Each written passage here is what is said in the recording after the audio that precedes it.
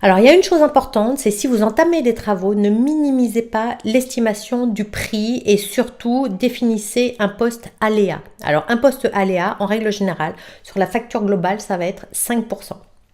Parce que même si vous avez des travaux qui sont très bien maîtrisés, où aucun artisan ne dérape ni rien, il y a toujours quelques petits trucs à rajouter, un mur à refaire qu'on n'avait pas prévu, enfin voilà, il y a finalement plein de petites choses. Alors c'est jamais des gros budgets, mais finalement mis tout bout à bout, selon tous les corps de métier des artisans, finalement on arrive à une somme assez conséquente.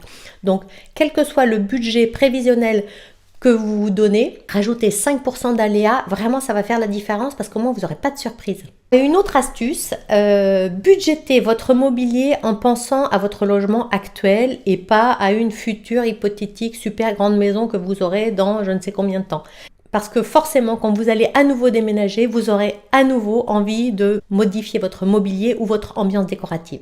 Donc c'est vraiment dommage d'investir dans un grand canapé en L, en cuir, dont on rêve depuis très longtemps, si notre appart aujourd'hui, le salon de notre appart, est pas très très grand et finalement peu adapté à ce mobilier. Donc faites-vous plaisir en fonction de l'endroit où vous vivez actuellement. C'est ça qui est le plus important. Alors une autre astuce que je vais vous donner concernant le budget, c'est d'adopter la règle du 80-20. Alors, je ne sais pas si vous la connaissez, cette règle.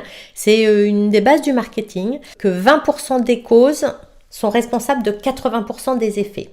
Par exemple, 20% de vos clients, si vous avez une entreprise, produisent 80% de votre chiffre d'affaires. Voilà, ça c'est vraiment une règle de base du marketing. Et si on l'applique du coup côté déco, côté budget, je vous conseille d'attribuer 80% de votre budget à du mobilier de qualité et intemporel que vous utilisez comme socle de votre décoration tout au long de l'année. Par exemple, un canapé confortable de couleur neutre, un gris, un beige ou un marron, une table basse en bois brut.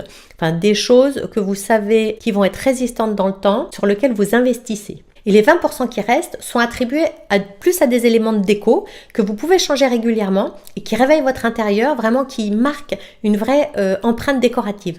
Donc là, vous pouvez vraiment changer l'ambiance avec les plaids, les coussins, les vases, les lampes, mais vous essayez de rester dans ce pourcentage de 20% de votre budget déco. Et là, il y a de quoi se lâcher, il y a de quoi apporter vraiment une touche personnelle à votre intérieur et de s'entourer de choses qui nous font vibrer. Donc je vous donne un exemple, si vous avez un budget de 500 € pour changer de décoration, vous misez sur 400 € pour votre base et ensuite vous vous lâchez avec les 100 € qui restent pour votre petite déco rigolote qui vous fait vraiment plaisir. Et bien sûr cette règle, elle marche quel que soit le montant de votre investissement puisque c'est des pourcentages. Voilà, là je pense qu'on est vraiment rentré dans le vif du sujet.